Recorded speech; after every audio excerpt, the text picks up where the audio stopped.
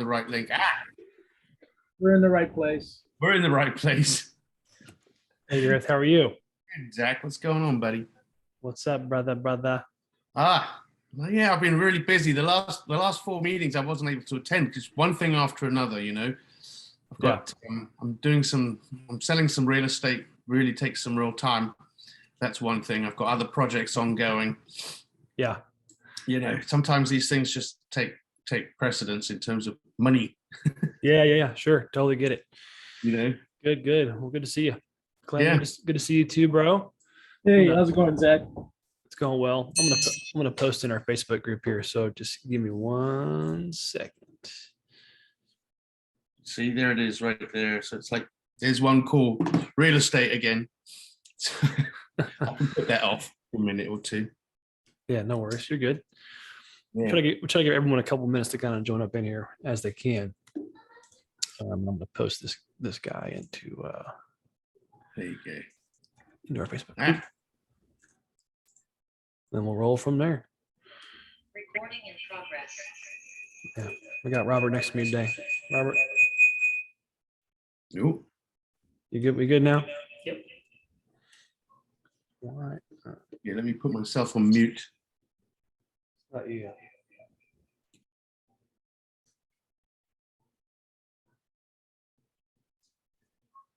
How about now? Nope, still echoing. Sounds terrible.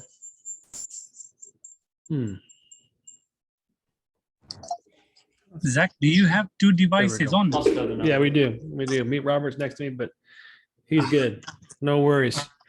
Man, that was terrible. That was like hurting my ears. I almost passed out. I'm just kidding. Okay, 1 second. Turn on this right here. All right. Here we go. We can now begin. So what's up, guys? How's it going today? Hey, Nishtik, how are you? Hey, Caleb, how are you, sir? Emil, how are you doing, bro? Talk to me, guys. What you working on right now? What's going on now? How can I help? Hey, Zach, how are you doing? I'm doing amazing.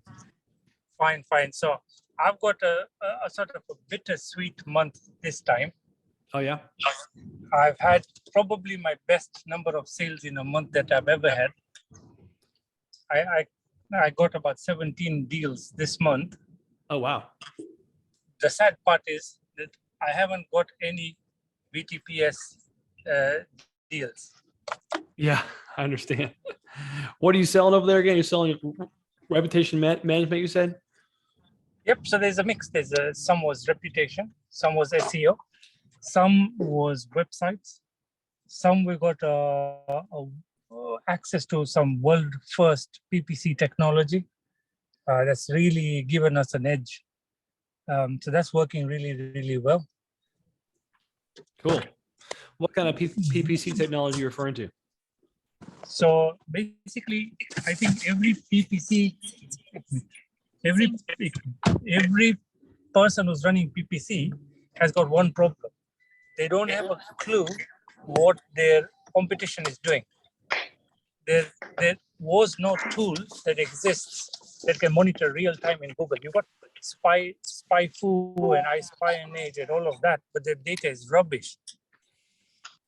So we're able to now basically manage all that data in real time.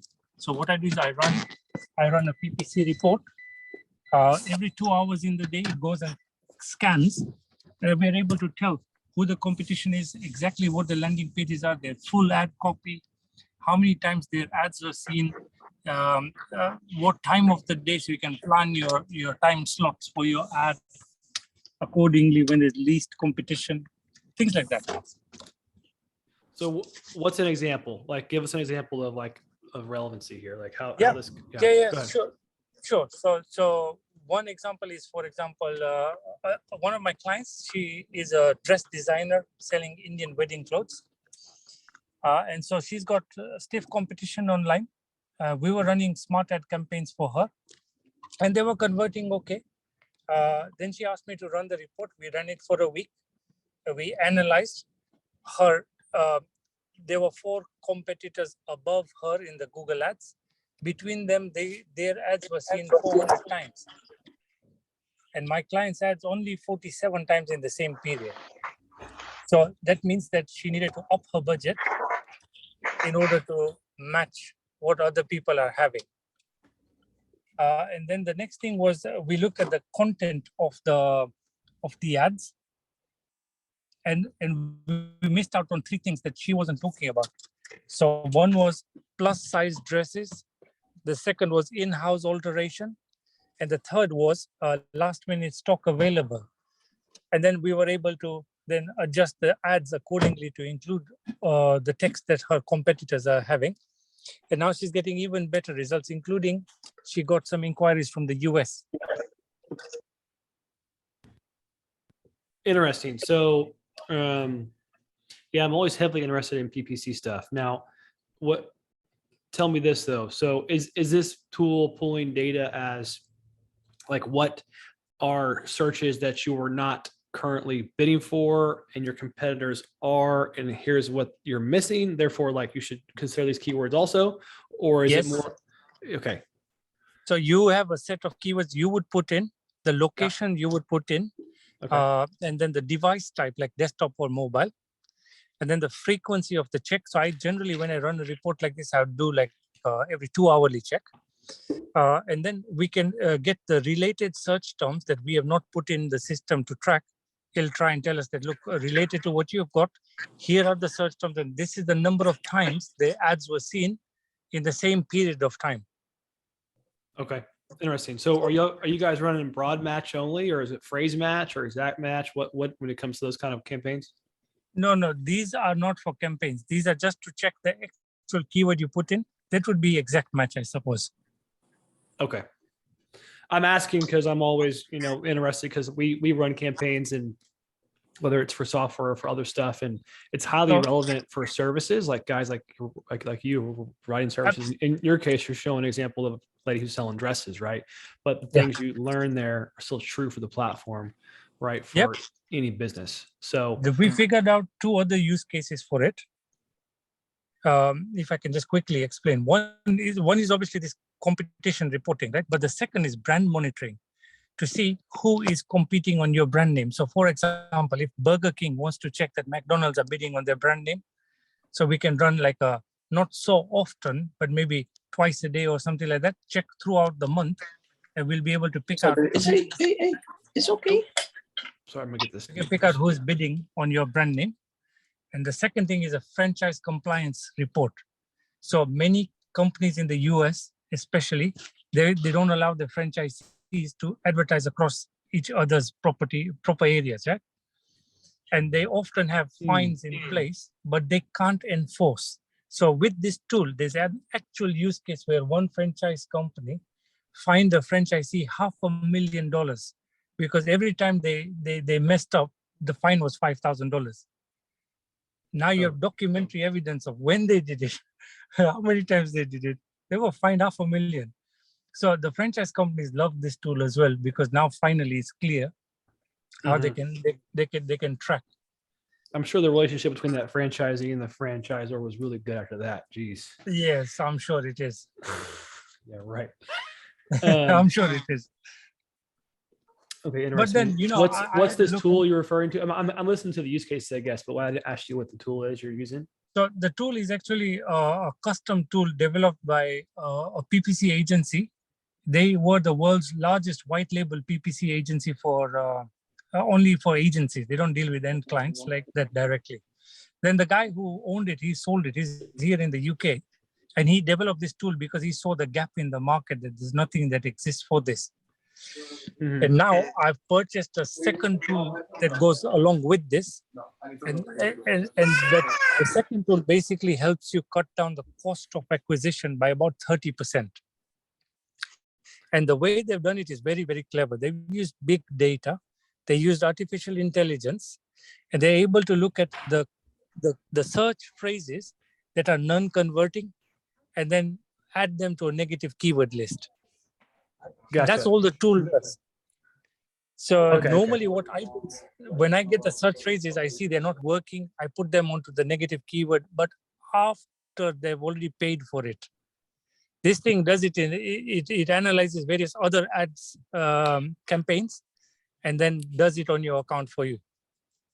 Gotcha. So yeah, so is everybody aware of what a negative keyword is? I mean, I know we're kind of talking about PPC world right now. Would anyone like to know more about what that is? Anybody? I can't see anybody's faces. Most of y'all are at faces turned off. Jump in, bro. It's okay. Hey, What's up, Captain Cav? How are you doing, brother? good. My name's Cavett. Yep, Captain Cav. Cav. What's up, Cav? How are you, man? Very good. Thank you. Cool. Thanks for joining us. Yeah. So a negative keyword in a PPC world, in a Google Ads campaign, is. Oh, I'm trying to mute this guy here. Cool. I'll try to kind of mute guys as they make noises. So sorry about that if I mute you. But anyways, basically, like when you're going after a certain like intent-based keywords on these platforms, but your goal is obviously to have people. You want your ad to appear, people search something that's relevant to your service, relevant to your products, right? Of course, like if someone types in virtual tour software, I want CloudPano to be there, right? Of course. But if someone types in like a Giraffe 360 camera, I don't want CloudPano to be there, right? So because it's not as relevant, and that could actually be a negative thing for me to appear for. So I can take that word Giraffe or whatever, like that's an actual camera, by the way, and I can put it into my negative keywords bucket. And over time, my campaign will be optimized over time. So this is relevant to everyone here because let's say you're a real estate photographer and you don't do weddings. This is not what you do, right? Well, real estate photography is a heavily searched phrase on Google. In real estate photographer, like looking for an individual to come out to my location to give me, I have money ready to pay said person. I'm trying to find one nearby. You want to appear for that, right? So you can bid on that keyword. But in a broad match world, sometimes it will take anything that says photographer and it will fill up your ad on the Google. So maybe someone types in wedding photographer, and because you have the word photographer and you're local and you're like targeting a local area, you may pop up and get a click for that search, but it's not relevant to you. So maybe in your case, in your particular business, taking the wedding word and making that a negative keyword, which most folks would probably be okay with getting a wedding call. That's not my point. My point is you can find irrelevant searches that you're appearing for or words you're appearing for and put into a negative keyword bucket. And it's all about strategy. So like what Digitak's talking about, because he's doing stuff all the time, he's talking about developing a strategy for a client of his that's selling dresses and over time optimizing that specific campaign for Indian marriage dresses, I guess is what it sounded like. They're probably high end, probably very expensive. She's probably like, hey, I'm running this business. I'm trying to have optimize. I'm trying to get more leads coming in. Go ahead. One of our dresses would probably go for about $1,400, $1,500. Yeah. So it's like, it's good for her to advertise there, right? Especially if folks are looking for Indian made wedding dresses, right? That's obviously where she wants to appear. And so you, like, as a kind of this like jack of all trades, you're helping her accomplish that goal. And it's good to understand these platforms. For example, like if you get a photography customer, work towards customer or a street view customer, you'll be able to turn around and say, hey, by the way, I can also consult you on your PPC campaigns and get you like directly searched links on into your world. Are you interested in that? And they can say, yeah, I'm interested in that because they're already probably spending money there anyways. Now, most business owners are. What do you think? I mean, I want to hear from you, Mr. Kotak, but how'd you get this customer, right? Like how'd you kind of, because the optimization tools are kind of second, third, fourth layers, right? Let's talk about how you got the customer, and this might help people. I think that's always helpful to people to hear a story of a conversion, right? So that's what I like to hear. So if you don't mind, go back over time for us. Yeah, sure. So this client came to me via a recommendation, and initially started out as a SEO client. Once we developed some know, like, and trust, and I was able to deliver some results for her, she then upgraded to Google Maps marketing. And then we started doing some Google Ads as well. And that's how it came about one by one. It's, I think, just a matter of trust. And if you're able to deliver on what you say, small business owners don't mind paying for it. But we just have to remember that many have been burnt in the past It takes a little bit of time to build up that trust with you. But most are hungry for growth. And so if you are able to deliver some decent growth for their business, they wouldn't mind spending extra. Yeah, that makes sense. Did you paint that picture for her of like future offers when you were first doing maybe that smaller or tinier offer, if you want to say it that way? Like you said, it was just some SEO stuff. Did you kind I'll of be paint honest. I'll be honest. I led with some value first when we were doing her SEO. And then when we came to Google Maps, I said, look, I'm going to do a free 360 shoot for you. Good. And I'm going to give you the virtual tour code and put it on the website. That was in August of last year. Between then and now, we've had over 21,000 views to that virtual tour.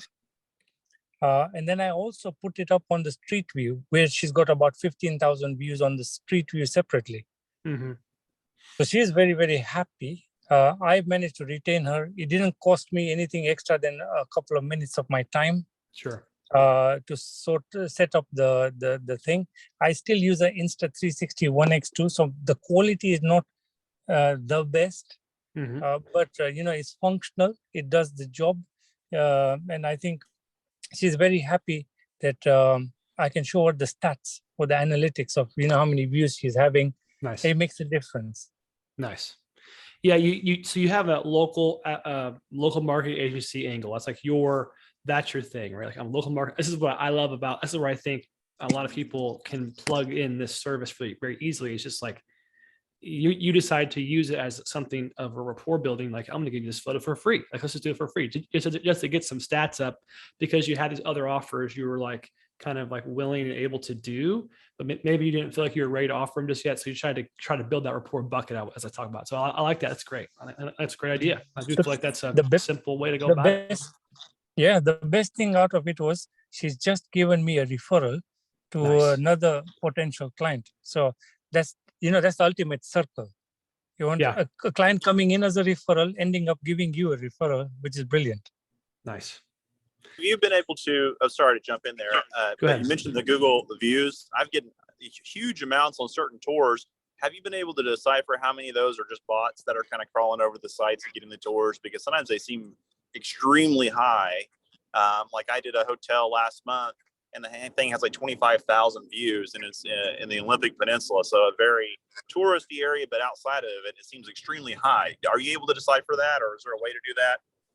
So a quick way would be maybe connect the Google Analytics to it. So I'm looking at the figures from the CloudPano analytics, but there is also a way to connect Google Analytics to it. And then you can extrapolate and see where is the source of the traffic that's coming to the virtual tour. Yeah, I mean, through the Google Maps tour. I wouldn't be Caleb, I wouldn't be surprised to see 25,000 searches of a hotel in a touristy area. I mean, that's a lot. It sounds a little crazy, right? But like sometimes when you think about like hits on something, it's most of the time it's the page loading or the image loading, feeding back. Hey, I've loaded an image. Hey, I've loaded this search. So it's probably people looking through it, and the data is just like how many times has this been loaded, right?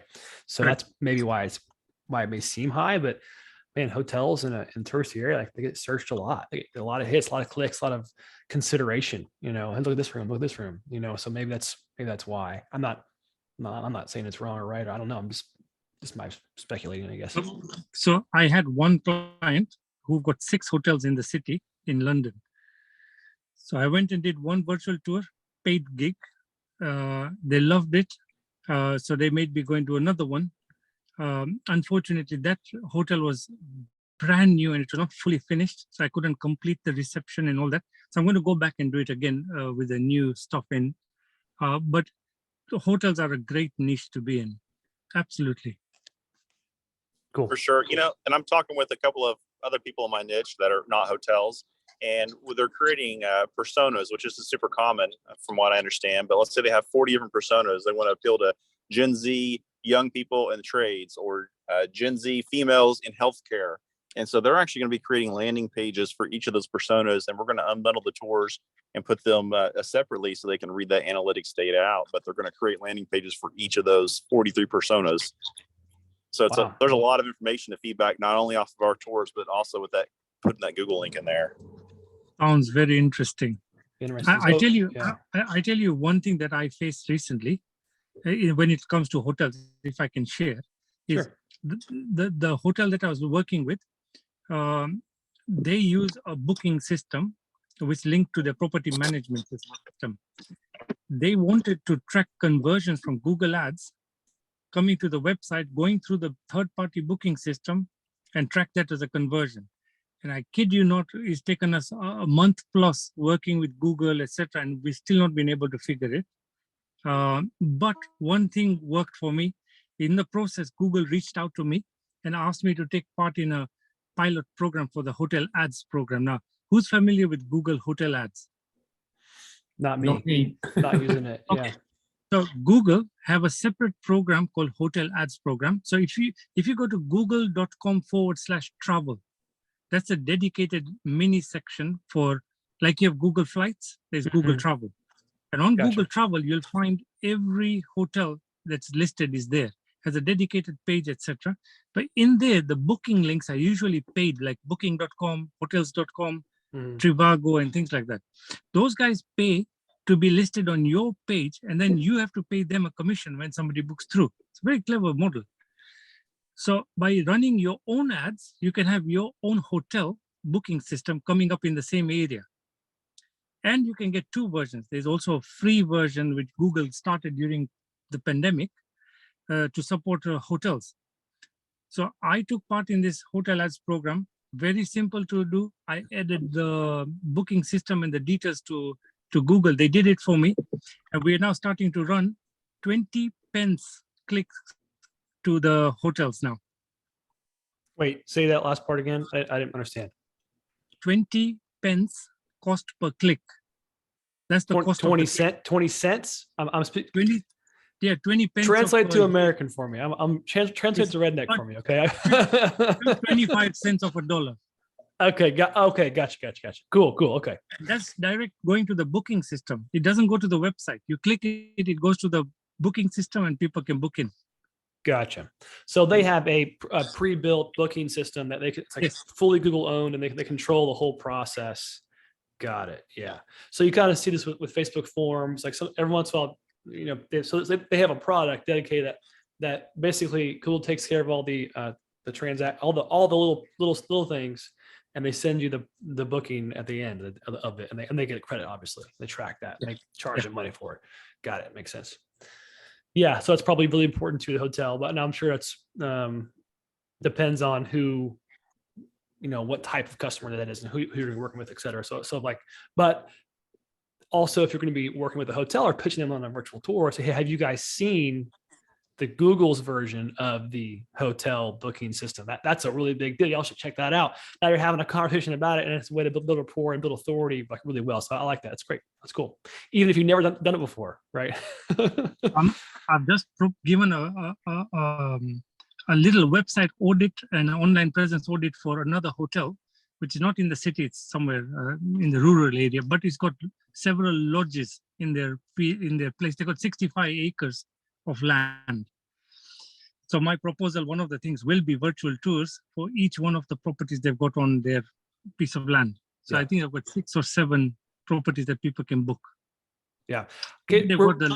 I know you've been talking a lot, but I want you to share with everybody real fast how you do the website audits and what website audits and how you go about that, because I think it's super helpful and just give me some ideas. Actually, before you go, Clem has his hand up. I almost didn't see it. Clem, go ahead, brother. Actually, can I go after he's done with that, with his information? Sure, you can. So like basically it's a rapport building tool. It's a report that he puts together for people to like as he's prospecting them. So go ahead. Yeah. Talk about that more. This strategy has worked really well for me. What I've done is I've combined a website audit with the online presence audit, and then I do a visual audit of their online presence as well. So I check their website's page speed, I check their schema markup, I check what platform they're using to build their website. I look at the technical side of SEO. So I use a tool called SEO Tester Online.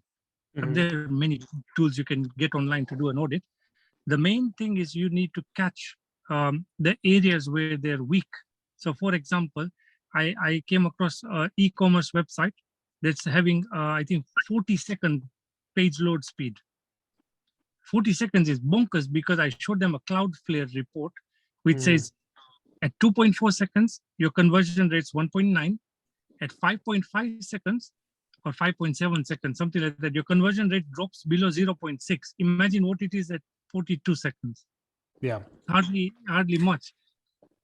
And so using this kind of thing, I look at the visual side of the website, look at the reviews, look whether they've got retargeting pixels, whether they've got videos, whether they're active on social.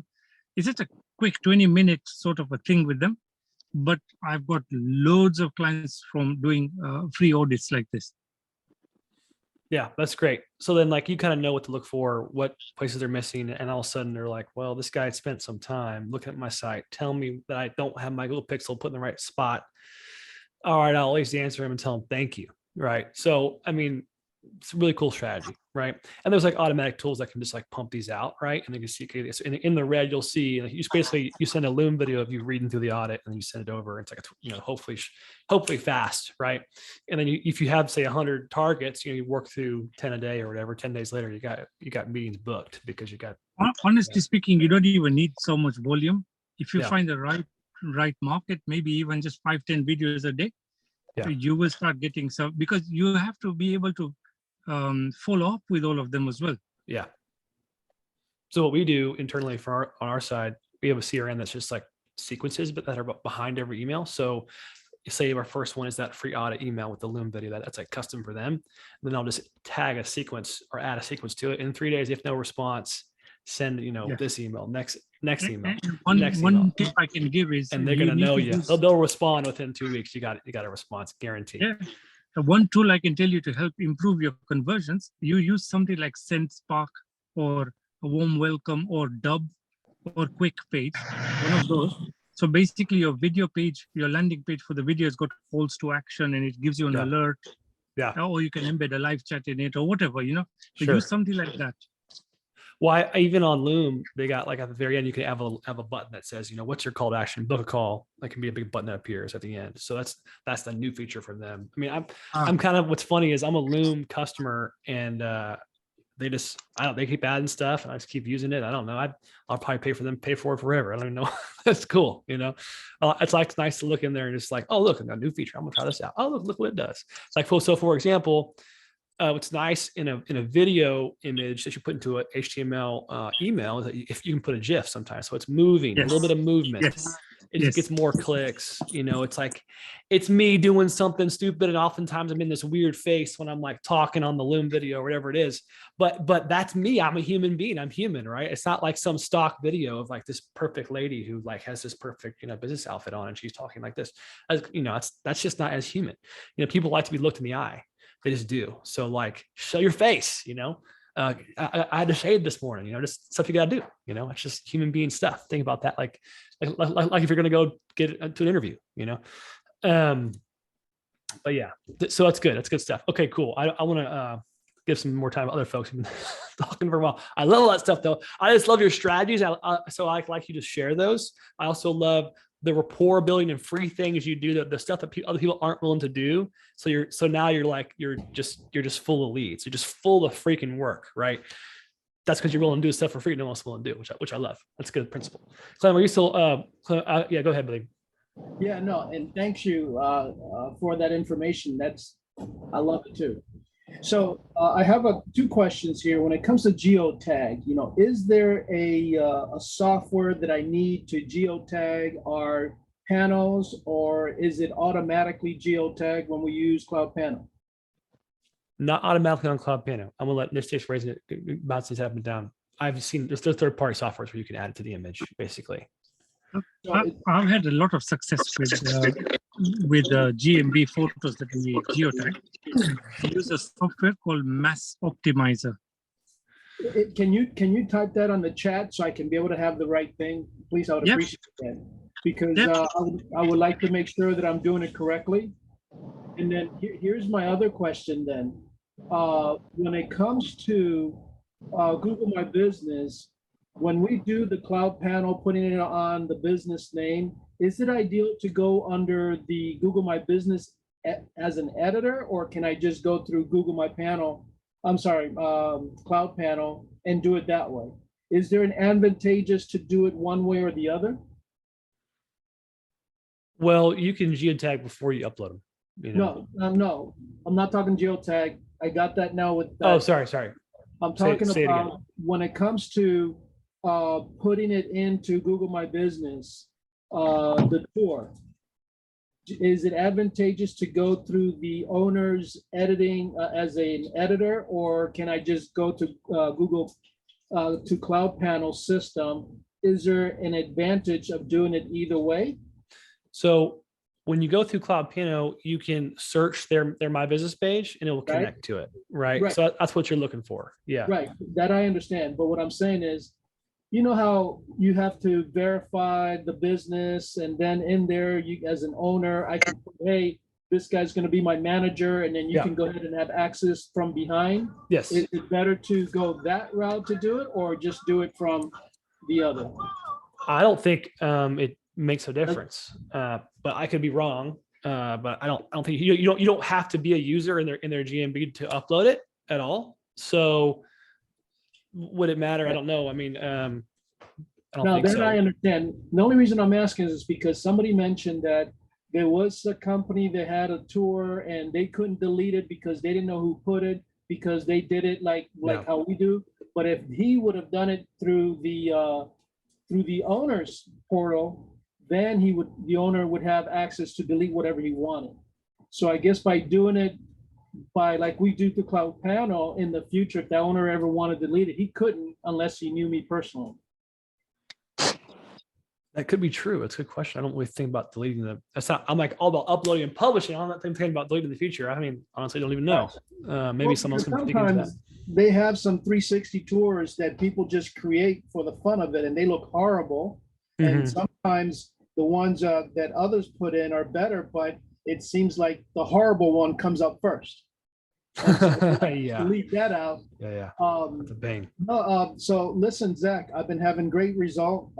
Just yesterday, I went to a meeting. They do office. They have office space. Yeah. And also virtual office space. And so I did my presentation, and I was going to do it according to a format. And it happened to be that it just got changed at the last minute. So I started showing them the different tours, the demo. And halfway through, she goes, okay, I'm done. You don't need to sell me anymore.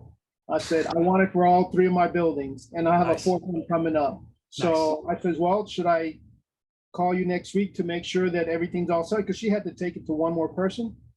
And she says, no, it says, I can't wait. We're going to call you on Friday. Nice. So, yeah, so it's So going should to I be invoice you now? Should I invoice you later? Should I take cash? It's like whatever you want to pay me. that deal. I believe it's Yeah. going to bring anywhere from $8,000 to $9,000. Nice. And all paying up front for the hosting fee and all. So I'm looking forward to that one. Boom. Good job, Clem. Proud of Yeah, you, man. man. Wonderful, Yeah, man. bro. Keep it going, bro. Keep it rolling.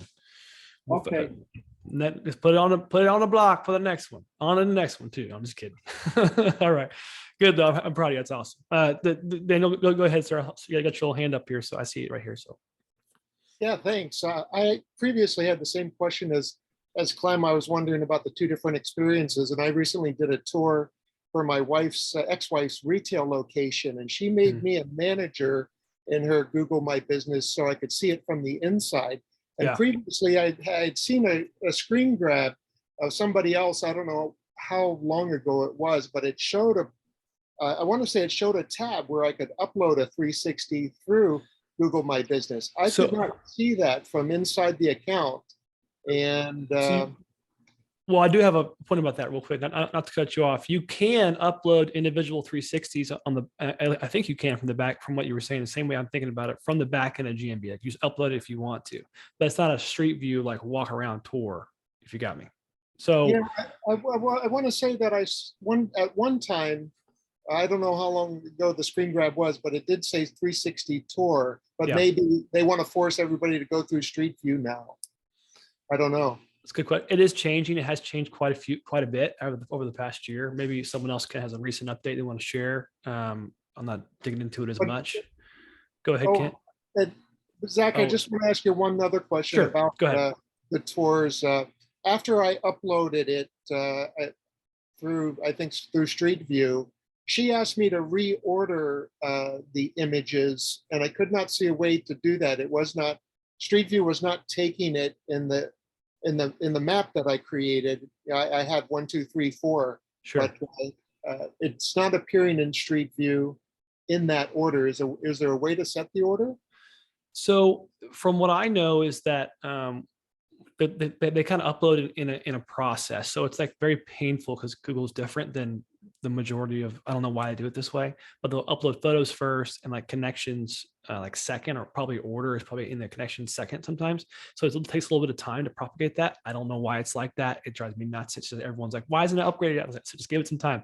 So sometimes you may come back in a few days and it might just be in the order you want to be in. That's not good for supporting you. I recognize that. Like I just, that's a horrible thing. It's good a couple of days, right? So how many days? I don't know. That's not good to hear, but that's from what I've seen work. Most people just that over a course of a couple of days after they publish it, it's fine. It could be because Google Street View has millions of uploads a day or something like that, and it's just like trying to work through them. That'd kind of be my guess.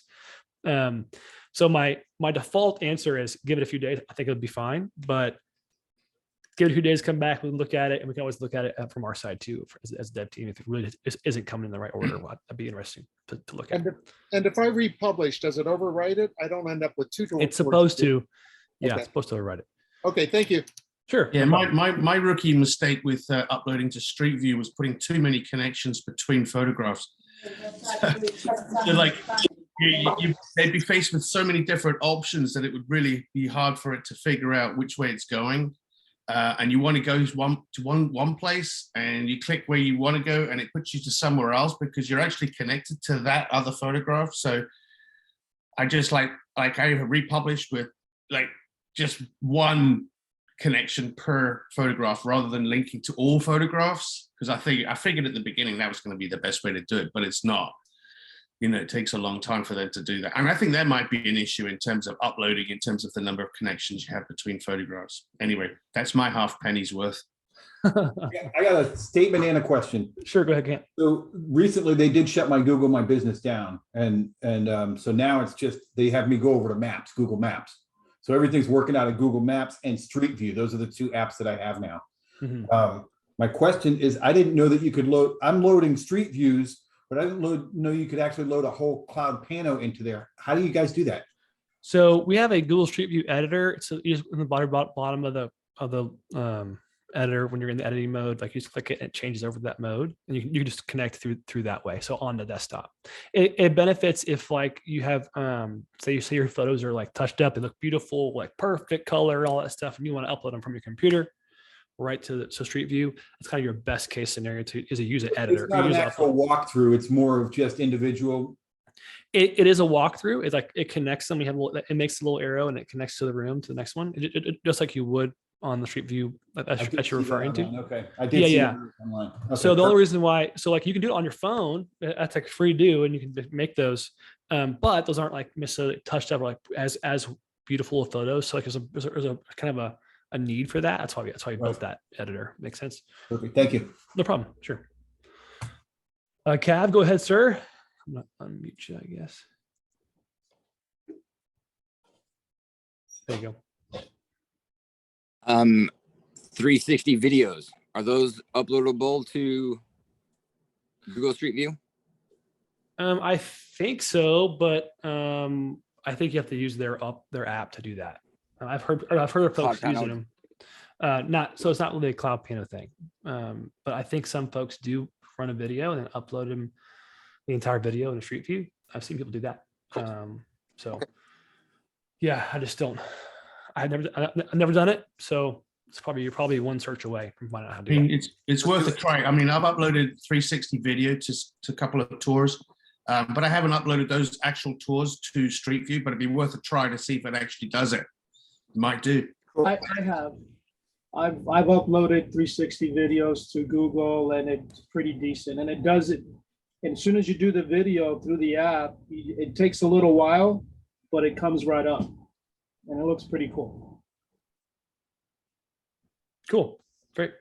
Hey, Zach, I had another question. Yeah. Is there a time limit on that 360 video? How long will it let you run? Good I question. believe in general, it's all videos on Google are just 1 minute. 1 minute. Okay, that's general. That makes sense to me. It wouldn't be forever. It wouldn't be an hour, right? There's definitely a limit somewhere. Okay. Go ahead, Clem.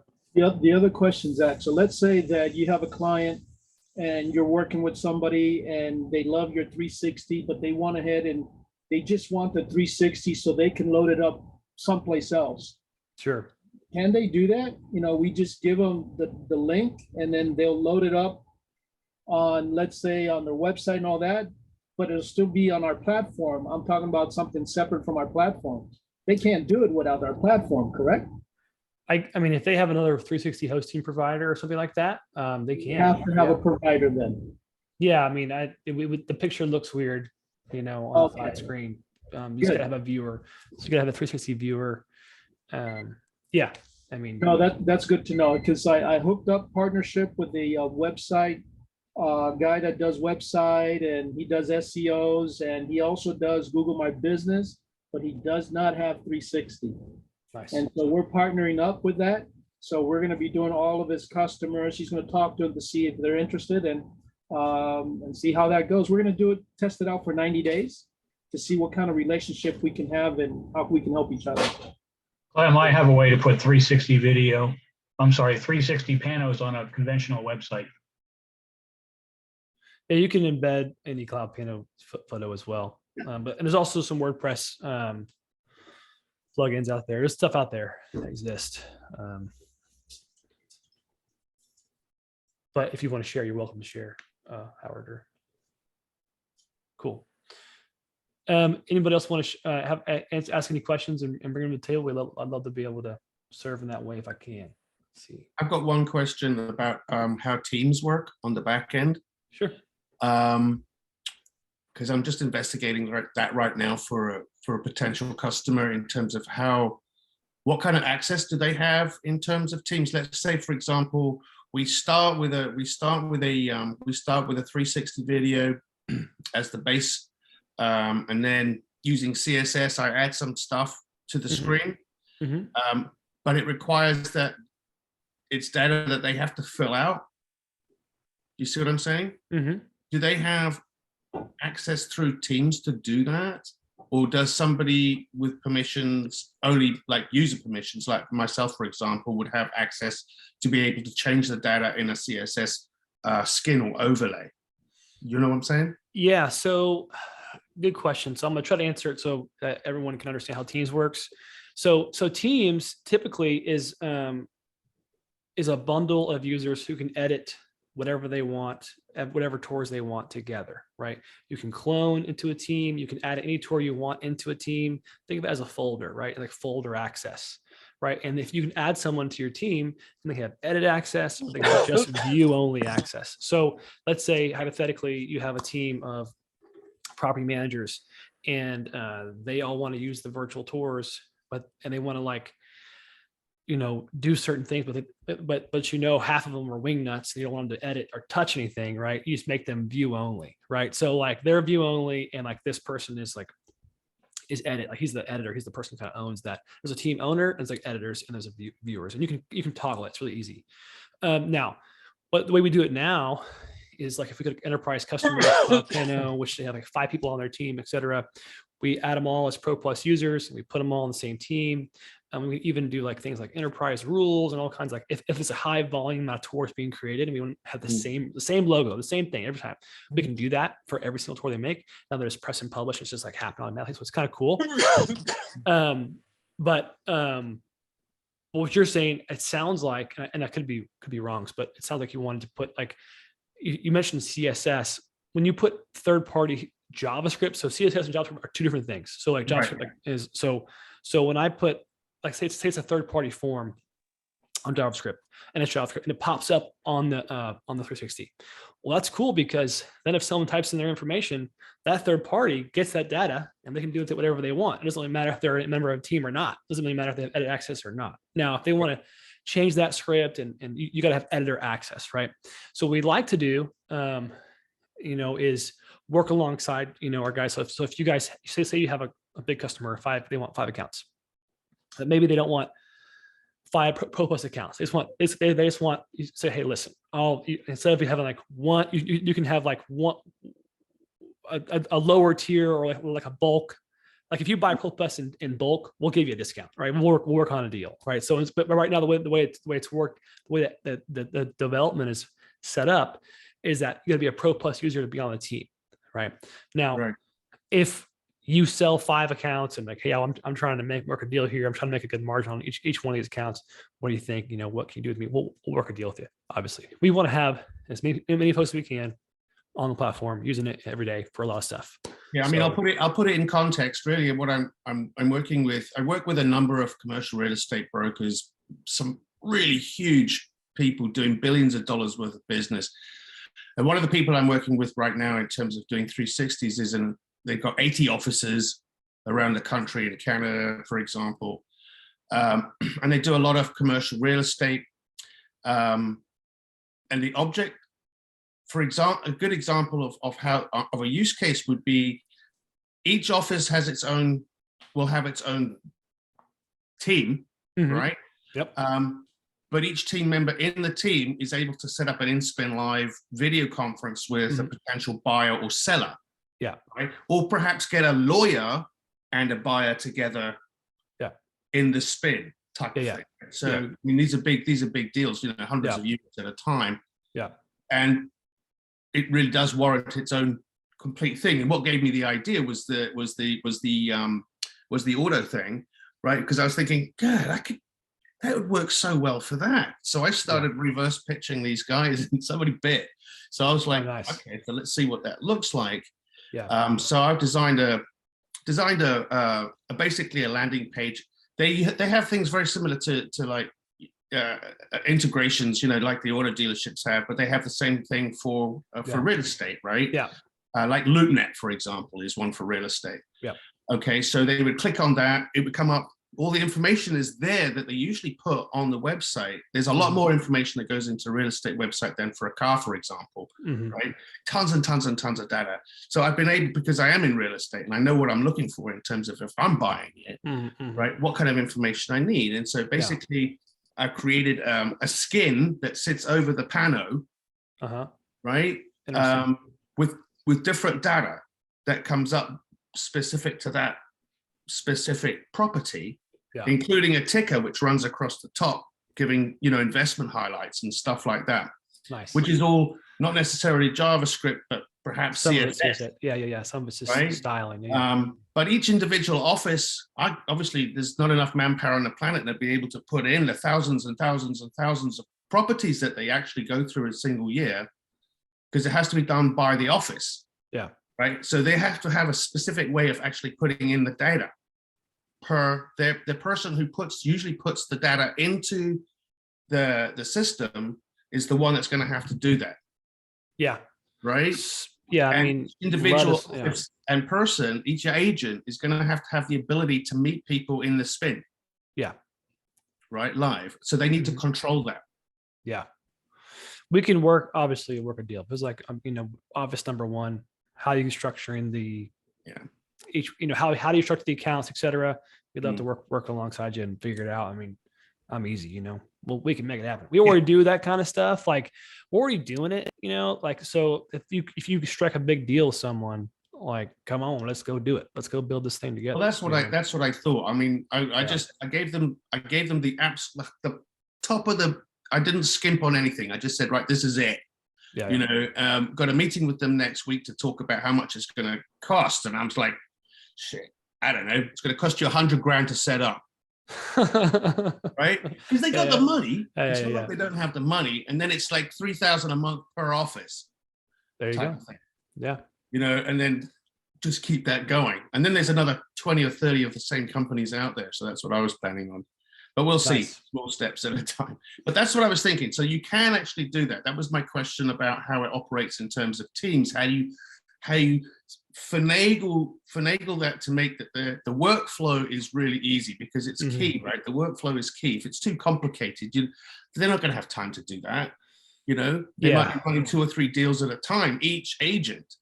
right? And it's kind of one of those they things. drive all over the place to go and show these properties to different people. In some cases, it's a 2 or 3 hour drive in one direction just to go and meet somebody there, but they can't do it 5 times a week. That's what InSpin Live is for, right? Yeah. So, yeah, we, just make sure, you don't promise them 100 accounts and then turn around and say, hey, I want 100 accounts, and you charge $3,000 a month for it, and it costs $4,900. Then you're who's paying for that? So we got to work a deal together, right? So make sure you get them to bite on it, and then we'll figure it out. Okay. Exactly. That's what I was thinking. All right. Cool. There you go. That's me. And I like that. So anybody on the call who's listening, like, we want to work deals with you guys as you guys find them, have them, approach them, bring them up to organizations. Like, sometimes you have this boots on the ground experience that just feeds into, like, and you're listening to what their needs are, and you get the signal, right? Like the light bulbs are going off when you're talking to somebody.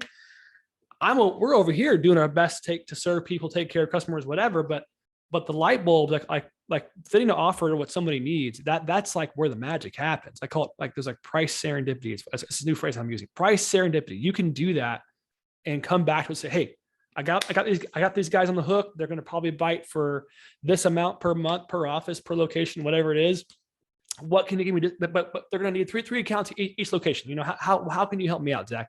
Just send us the deal. We'll work together. Like, I got another guy who's messaged me. I'm not sure he's on the call. Got another big deal he wants to work on. Hey, how can we'll work it out? Like, we want to be the software provider that helps you guys empower y'all's deals, with behind the scenes, because that for us scales.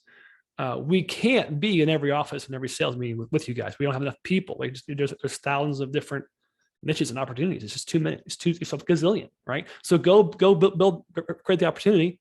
And then tell them, I have this special relationship with CloudPano. Like, I know the founder. It's me.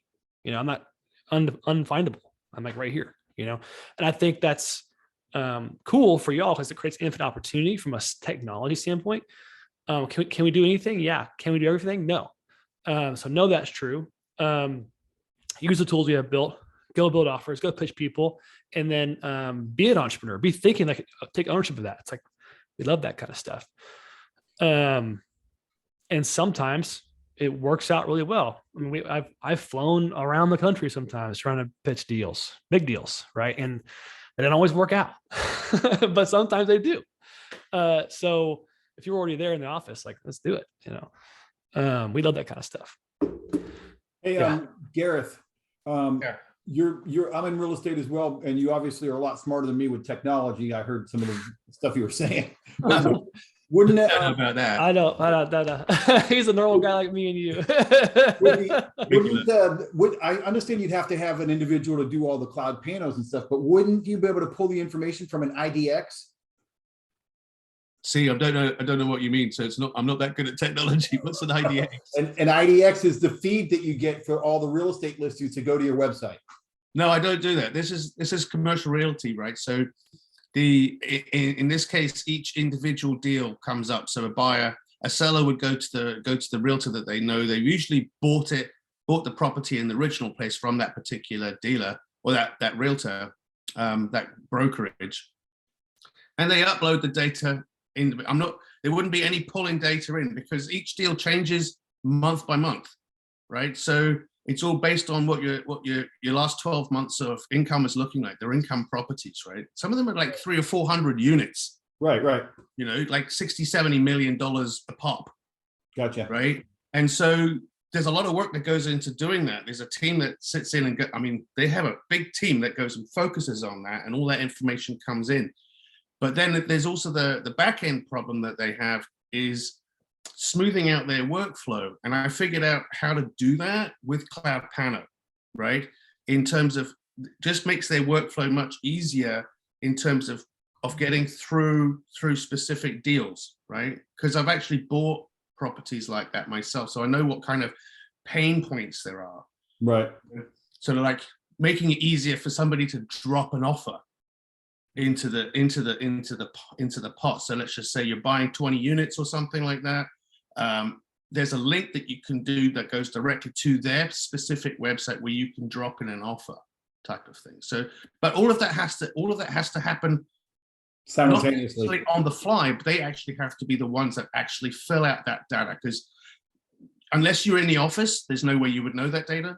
The other thing is that I'm like, guys, each of you've got to carry your own camera, because we're not talking about super mega sweet type of photography, right? We're talking recent photography that the buyer wants to see what the state of the property looks like now, right?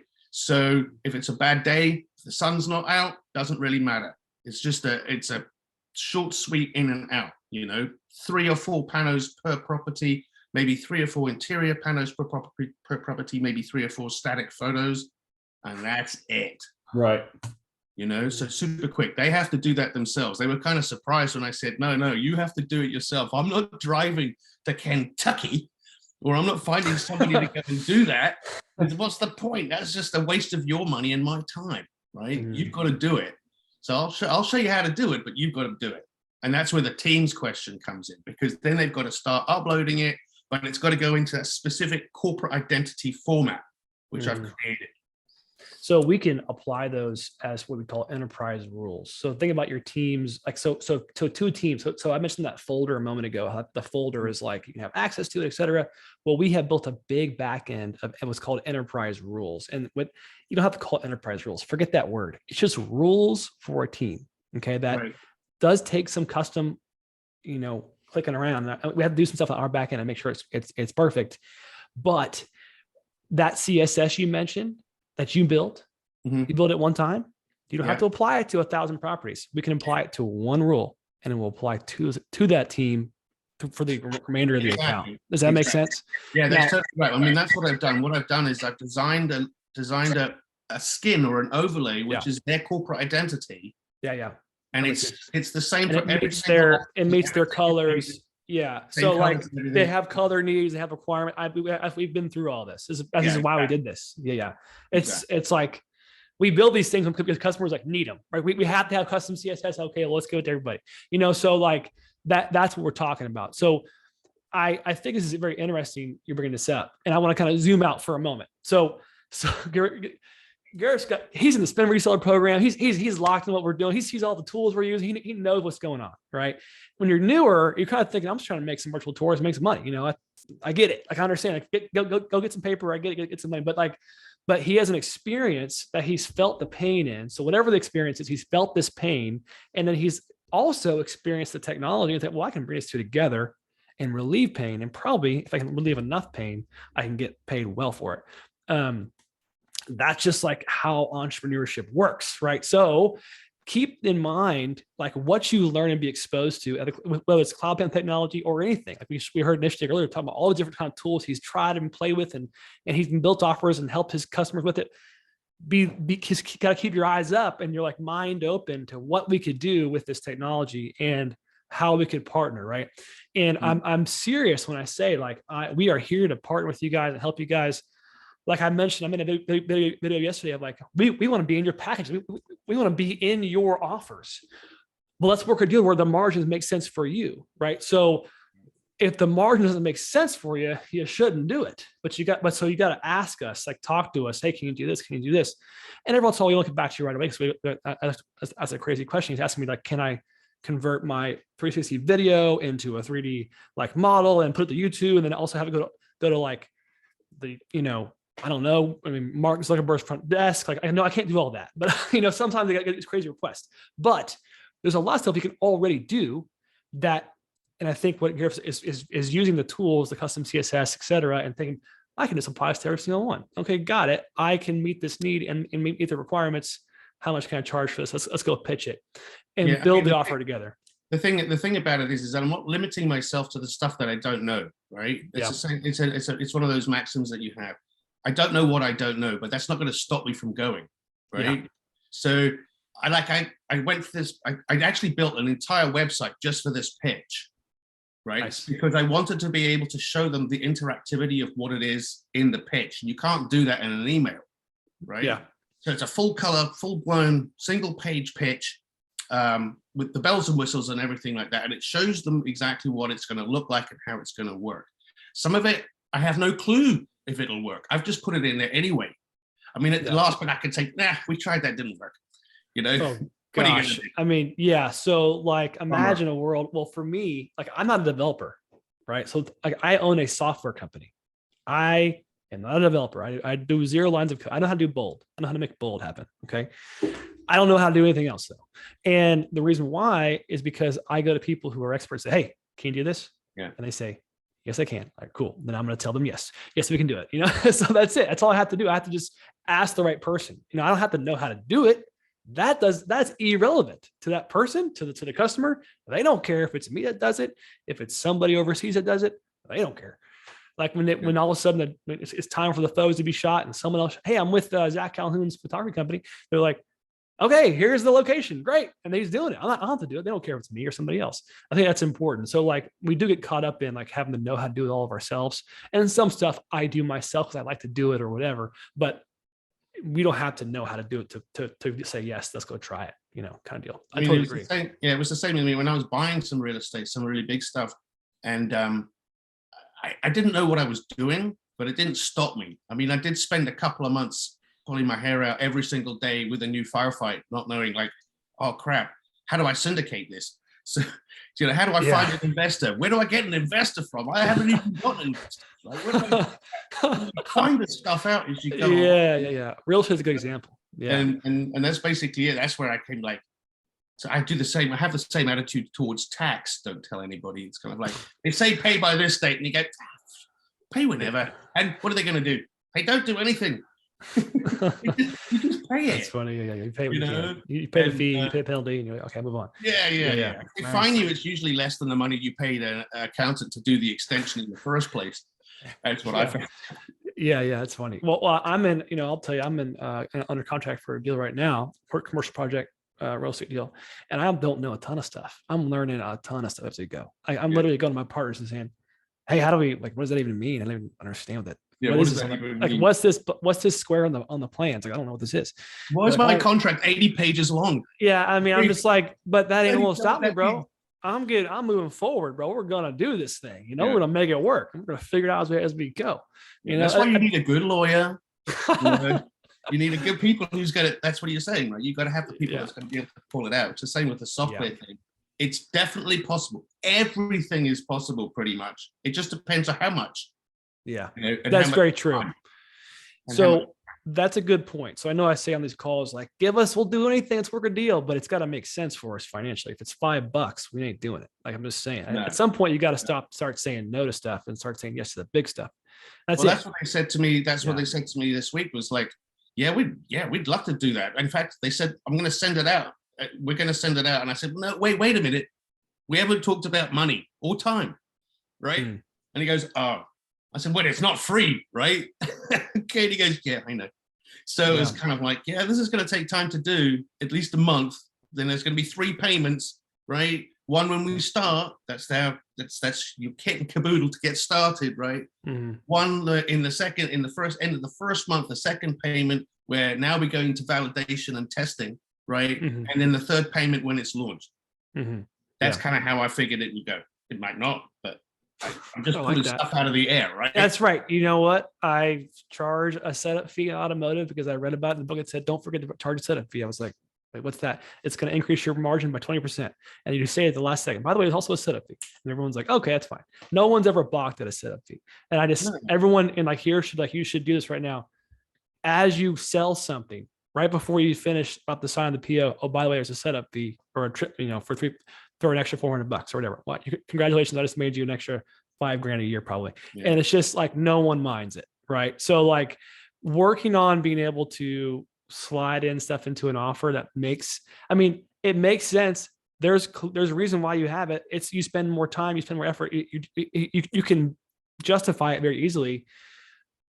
Do that, don't forget to like slide some extra stuff because your time is valuable. I think as you get yeses to more types of offers, you kind of learn that, like, oh, well, snap. And also don't be afraid to ask for money. For goodness sake, a lot of people go, oh, will they pay that? Well, just ask them.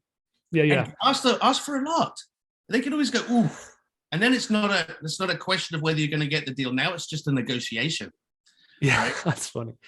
I am very transparent about, I'm here to like tell you why this is awesome, so you'll pay for it. Like, I'm like very clear. Like, I'm not here for any other reason. I'm going to be your friend. I'm going to be nice to you. I'm going to be great, but we are here for a business transaction. I just want you to make sure you know that.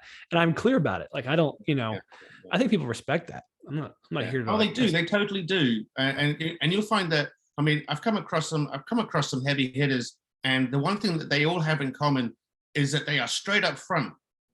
And sometimes it comes across as being rude, but they don't have the time. Their time is worth money. You know, they might be earning like $20,000 an hour or something, right? And it's like, you know, they're not going to sit there and debate something. They're just going to say it's this much money and it's that. And you go, what about that? And they go find it out yourself. Yeah, that's a good point. You know, and you go, oh, okay. Speaking of time, we are done. We're past our hour. We're past our 45 minutes. So I'm going to go. Thank you guys for your time, and thank you guys for participating. I really appreciate it. Yes, sir. Can I just tell to Coda to please text me on WhatsApp? I'd appreciate it. Sure. Y'all can text, chat, whatever, email, get information, share, help. I'm just going to quickly screenshot the chat because I won't be able to do it on the phone. So once I shut down the call, all the chat goes away. I don't share it. I just don't, you know. So if y'all have anything y'all need, you want to talk to Nick about some of his tools, do it. Get rest here. And we're also in the Facebook group as well too. Obviously, we can just ping each other there. It's not, you know, I think this is a good summary before we go. We're all human beings. We're just doing our thing together, doing our best. Kindness goes a long way, and who you serve end up being how you get served later. See you guys later. Thanks. Later.